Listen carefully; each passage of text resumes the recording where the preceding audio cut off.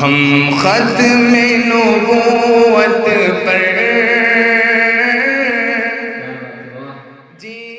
Sizing ہے ستمبر 2019 سے closer notice ملنے کی وجہ سے بند ہے، اور ابھی لاک ڈاؤن میں جو ہے 64 سائزنگوں کو شوکاز نوٹس دی گئی۔ مالیگاؤں ٹیکسٹائل کا شہر ہے، پاور لوم کا شہر ہے، اور یہی ایک روزگار مالیگاؤں میں ہے۔ سرکار یہ چاہتی ہے کہ کاروبار چالو ہو، ریونیو ڈپارٹمنٹ کے لوگ، چاہے کلیکٹر بولو، پرانت بولو، اسی طرح جو ہے آج منسٹر بولو، سب یہ چاہتے ہیں کہ کاروبار شروع ہو۔ بات ایسی ہے کہ پاور لوم اور سائزنگ کا چوری دامن کا ساتھ ہے، یہ ایک دوسرے کے لیے لازم و ملزوم ہے۔ پاور لوم کے لیے سائزنگ ضروری ہے اور سائزنگ کے لیے پاور لوم ضروری ہے۔ اگر پاور لوم چلتا ہے تو سائزنگ میں بھیم تیار ہو کر ملتی ہے تو چلتا ہے، اور اگر شہر میں پاور لوم نہ ہو تو پھر سائزنگ کا کوئی کام بھی نہیں۔ یعنی دونوں کا ایک دوسرے کے ساتھ ایسا تعلق ہے کہ ایک دوسرے کے بغیر دونوں کا وجود نہیں۔ آج 8 مہینے سے 28 سائزنگیں بند ہیں اور 64 سائزنگوں کو شوکاز نوٹس دی گئی، اور ہمارا ایسا ماننا ہے کہ جو لوگ صنعت دشمن ہیں اور اس شہر کو بدلے کی بھاونا کے پیش نظر نقصان پہنچانے کے درپے ہیں، ایسے لوگ در پردہ لاک ڈاؤن کے زمانے میں 64 سائزنگوں کو شوکاز نوٹس دلواتے، جنہوں نے یہ دھمکی دی ہے کہ لاک ڈاؤن ختم ہو جائے گا تو ہم پھر مزدوروں کا لاک ڈاؤن کریں گے۔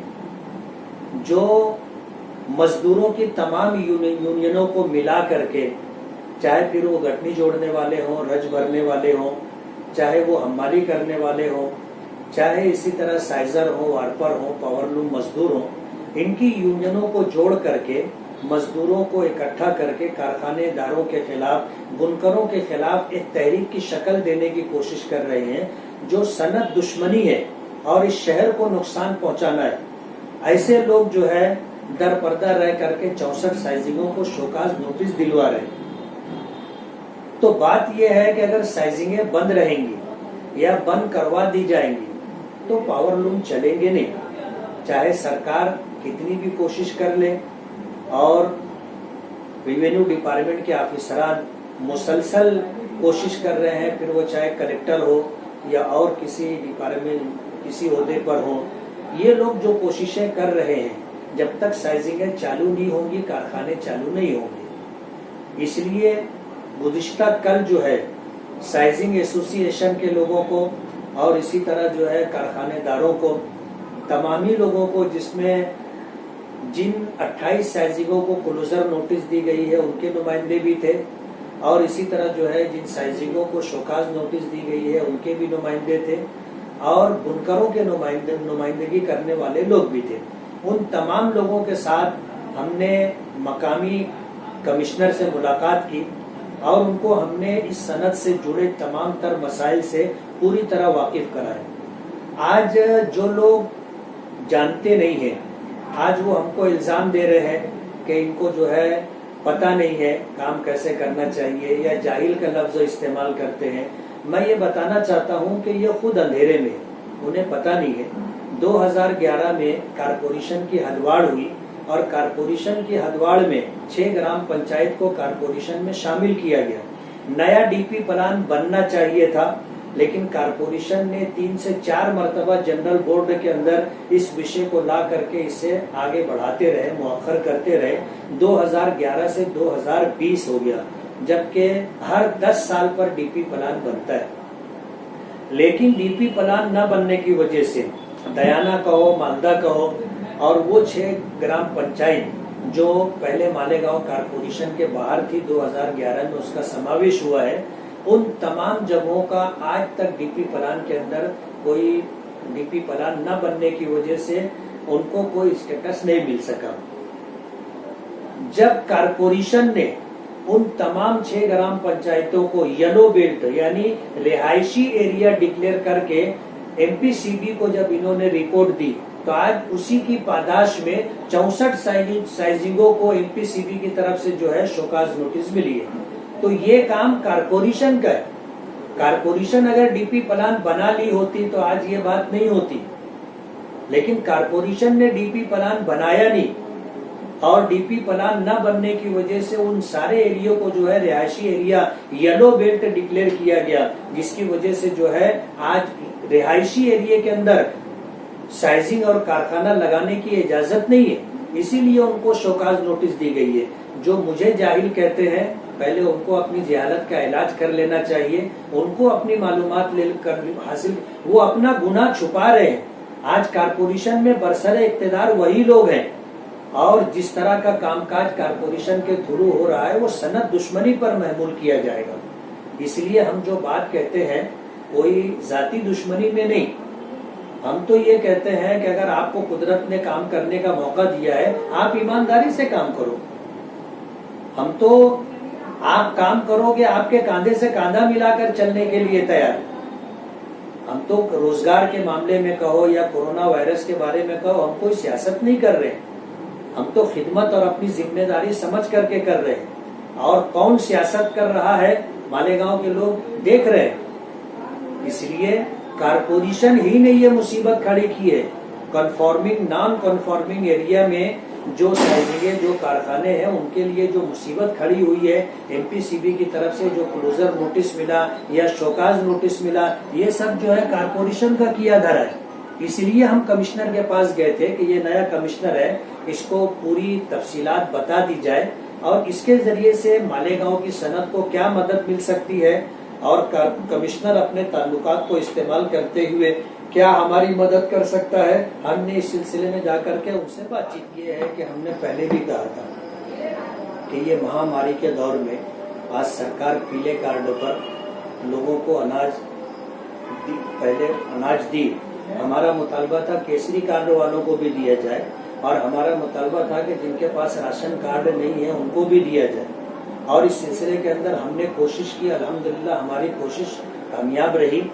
کیسری کارڈ کے اوپر بھی جو ہے سرکار نے لوگوں کو اناج دیا، اور سرکار نے یہ بھی فیصلہ لیا جی آر نکال کر کے کہ جن کے پاس راشن کارڈ نہیں ہے وہ اپنے قریب کی راشن کی دکان پر جا کر کے نام لکھوائیں اور اپنے آدھار کارڈ کا نمبر دیں، اور اسی کے ساتھ جو ہے وہ اپنے گھر کے یونٹ لکھائیں.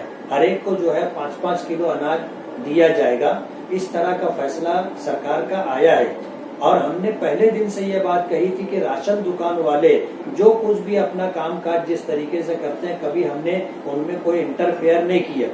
اس مہاماری کے دور میں بھی راشن دکان والوں نے لوگوں کو راشن دینا چاہیے. ہم نے اس طرح کا ویڈیو وائرل کیا کہ ہر ایک کو پورا اناج ملنا چاہیے، اور اگر کسی کو اناج نہیں ملتا ہے یا کم ملتا ہے تو وہ ہم سے رابطہ کرے، ہم اس کو اناج دلوائیں گے. اور جن راشن دکان کے لوگوں نے اس معاملے کے اندر جو ہے بدعنوانی کی ہوگی ہم ان کے خلاف کارروائی کریں گے.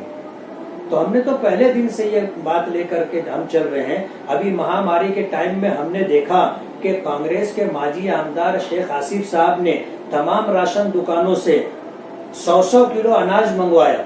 ہر ایک کو کہا کہ ہمارے پاس اناج بھیجو. دینے والوں نے دیا، نہیں دینے والوں نے نہیں دیا. ایسا اناج جمع کر کے انہوں نے ریلیف میں تقسیم کیا. تو پہلے ماضی میں لوگ کہتے تھے کہ ڈاکو ڈاکہ ڈالتے ہیں اور لا کر کے پھر لوگوں غریبوں کے درمیان اسے تقسیم کرتے ہیں اور اسے ثواب کا کام سمجھتے ہیں. یہی کام ہمارے ماضی آمدار شیخ آصف صاحب نے کیا ہے. ہم نے تو کسی راشن دکان سے ایک دانہ بھی نہیں منگوایا. اور ایسے راشن دکان جو آج جن کے اوپر قانونی کارروائی ہوئی ہے، جیسے 11 نمبر راشن دکان کے کچھ بندے پکڑے گئے ہیں، ان کے اوپر FIR درج ہوا ہے، ان کے تعلق سے آپ کیا بولیں؟ FIR درج ہو گیا نا، جو گناہ کیا گیا گنہگار ہے وہ. ہم نے جا کر کے اس میں کوئی انٹرفیئر نہیں کیا کہ بھائی تم جو ہے FIR درج مت کرو. ان کو بچانے کی ہم نے کوئی کوشش نہیں کی، پھر وہ چاہے کوئی بھی ہو. ہم نے کبھی جو ہے اس معاملے کے اندر کسی غلط آدمی کی مدد نہیں کی. بنکروں کے اندر ہمیشہ سے آپ بنکروں کی حمایت میں بولتے ہیں، مزدوروں کے تعلق سے نہیں بولتے ہیں. آپ مزدوروں میں ایک غم کا ماحول پایا جا رہا ہے.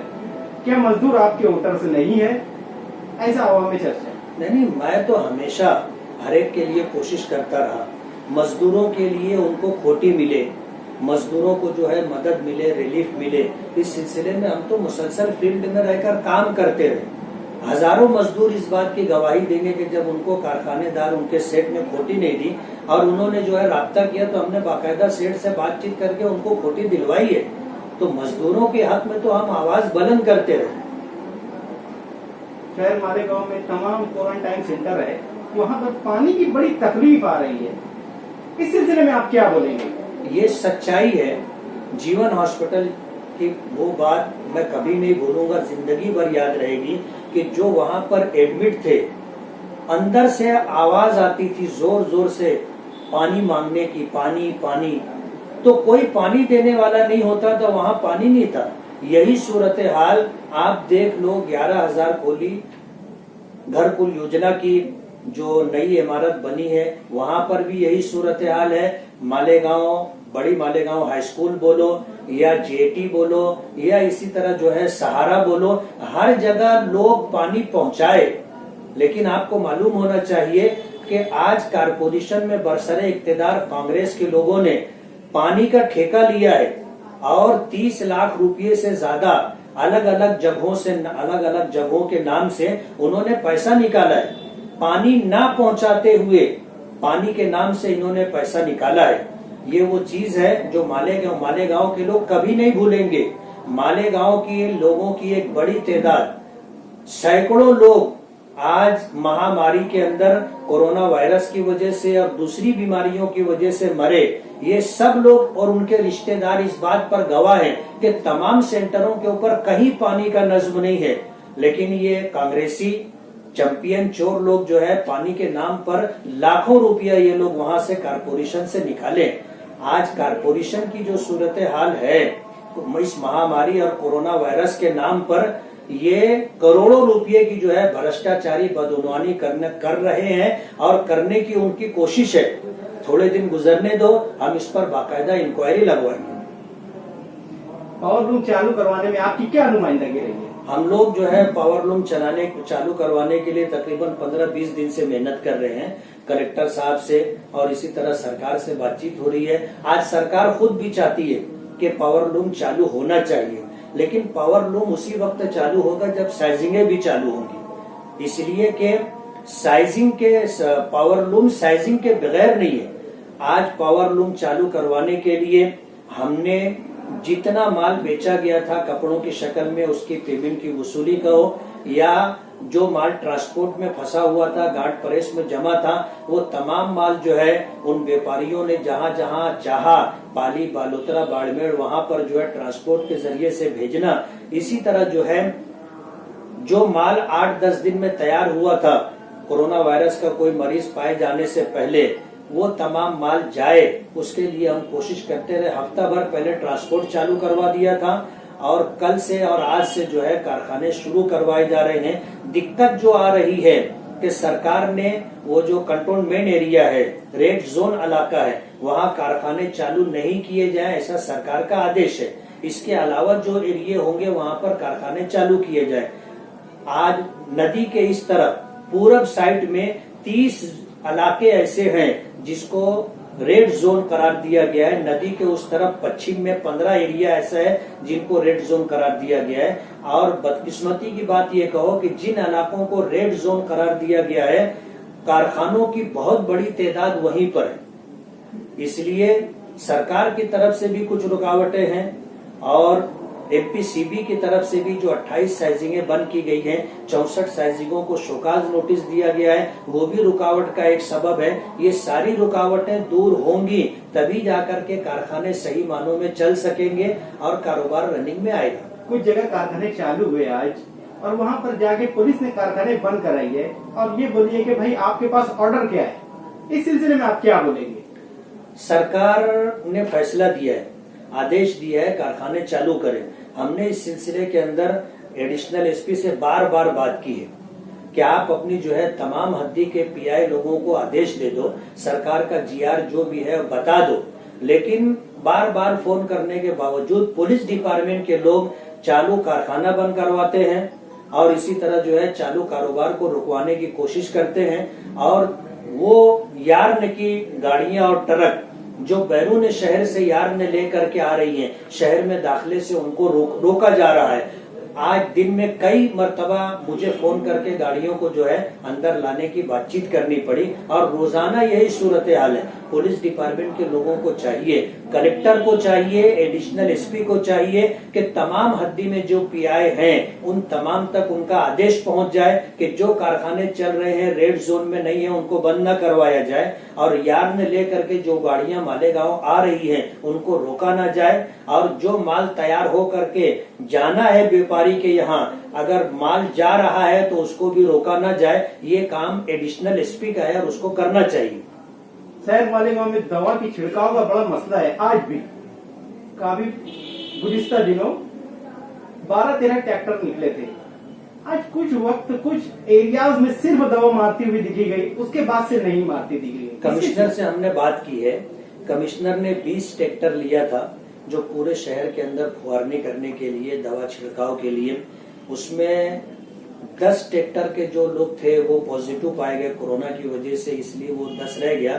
10 کے ذریعے سے شہر میں دوا کے چھڑکاؤ کا کمشنر نے پروگرام بنایا ہے، اور کمشنر کا پروگرام یہ ہے کہ پورے شہر کے اندر یہ 20 کے 20 ٹریکٹر لگا کر کے دوا کا چھڑکاؤ کرنا ہے۔